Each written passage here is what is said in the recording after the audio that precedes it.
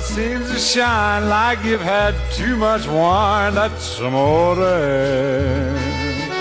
Bonjour Brigitte. Bonjour. C'est une équipe de l'INSERM donc qui a bien travaillé comme d'habitude, qui a montré qu'il est possible d'identifier certains sujets à risque, qui risquent quoi? Qui risquent la mort subite. Alors peut-être qu'il faudrait donner une définition. A priori on se dit oui, mort subite, on a compris, ça arrive, c'est pas prévu, et ça arrive très vite. Mais en dehors de ça, je suppose qu'il y a des définitions plus scientifiques. Oui, alors effectivement, la mort subite c'est une mort imprévisible, hein. La plupart du temps c'est une mort qui a une cause cardiaque. D'ailleurs on parle de mort subite cardiaque, elle touche 40 000 personnes chaque année en France, 400 000 aux États-Unis, donc gros problème de santé publique, d'autant plus qu'on ne sait pas identifier les sujets à risque, à part ceux évidemment qui ont des antécédents familiaux cardiaques. Et donc une équipe de l'INSERM s'est aperçue que la fréquence cardiaque pouvait jouer un rôle pour permettre d'identifier des personnes à risque, mais qui apparemment n'ont aucun problème de santé.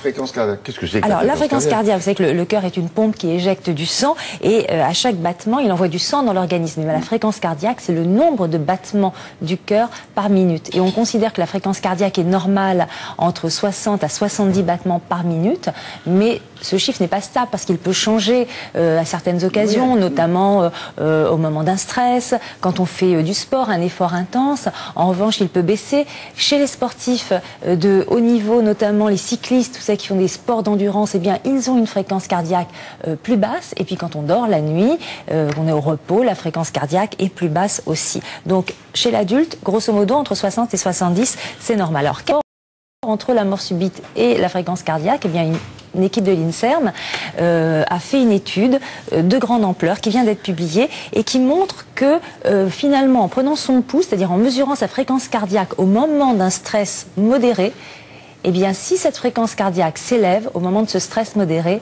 eh bien, on peut être à risque de mort subite cardiaque. Alors, pour quelle raison?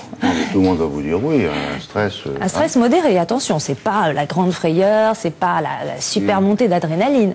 Stress modéré. Je sais pas, en une minute, il faut que ça fasse 70, c'est ça? Oui, c'est ça, entre 60 et 70. Alors pendant que vous comptez... 140, c'est normal? Pas complètement, non. Ça va pas du tout. Là, je vais vous prendre un rendez-vous en face à l'hôpital Pompidou. D'ailleurs, on va à l'hôpital Pompidou avec le médecin qui a réalisé cette étude et qui nous explique justement ces rapports entre la mort subite et la fréquence cardiaque.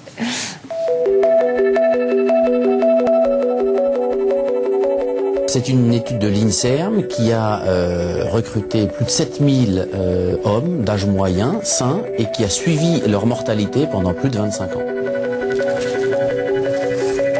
On a mesuré lors d'un stress psychique l'augmentation de fréquence cardiaque, donc du pouls, chez ces 7000 individus. Et on a vu que ceux qui augmentaient le plus leur fréquence cardiaque lors du stress étaient ceux qui faisaient des morts subites au cours du suivi.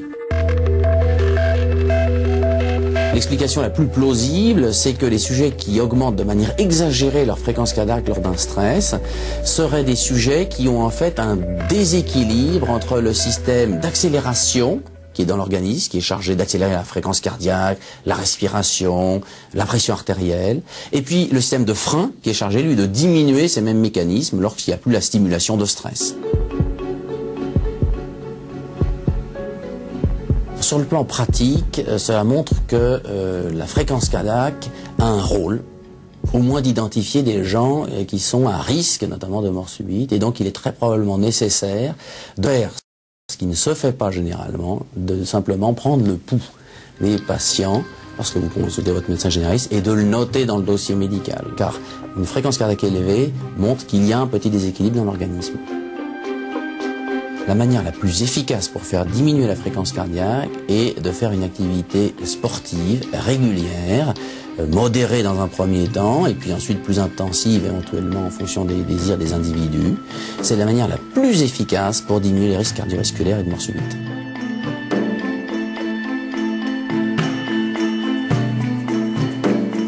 Bon, moralité, prenez votre pouls. Voilà, un petit peu plus souvent.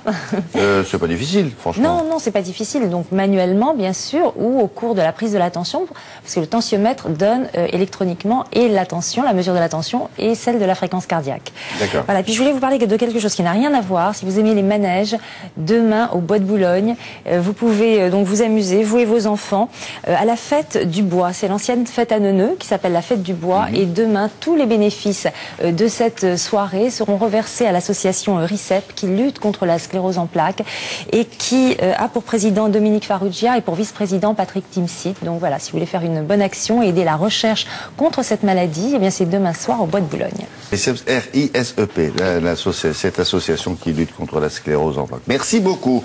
La revue de presse maintenant avec Patrice Romden de Vacances.